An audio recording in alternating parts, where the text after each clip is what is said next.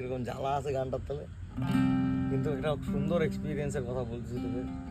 এই গানটার যে স্রষ্টা, তার নাম জয়ন্ত বোস, আচার্য জয়ন্ত বোস। আমি মনে প্রাণে ওনাকে গুরু মানি। আমি তো আমার গুরুদেব চিন্ময় ভট্টাচার্য, ওনার আমার বাবারও গুরুজি উনি। কিন্তু আমি যতটা রেসপেক্ট আমার নিজের গুরুজির প্রতি, ততটা রেসপেক্টই আচার্য জয়ন্ত বোসের প্রতি আমার। মানুষটা কোনোদিন আমি ভাবি নাই যে এইভাবে জুড়ে কোনোদিন সুযোগ হবে একদিন সময় কাটানোর। তো একবার কী হচ্ছে, তখন আমি গ্রিন টাচের ম্যানেজার। গ্রিন টাচে বসে আছি, তো সবাই বলছে গুরুজি আসবে, কোন গুরুজি? গোটা রিসর্ট বুক, ওদের 28টা রুম ছিল, সবই বুক হয়ে আছে।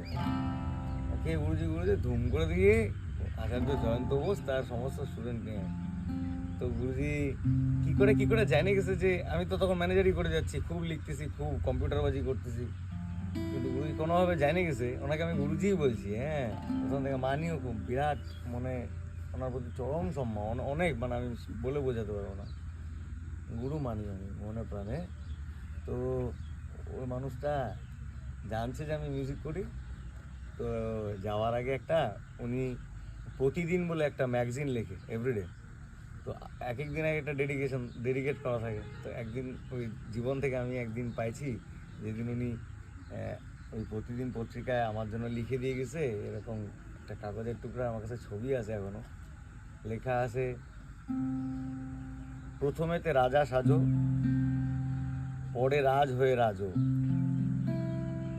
প্রথমেতে গাও গান, পরে গান হয়ে বাজো। এত সুন্দর একটা ক্যাপশন আমার জন্য ছেড়ে গেছে, পরম পাওয়া।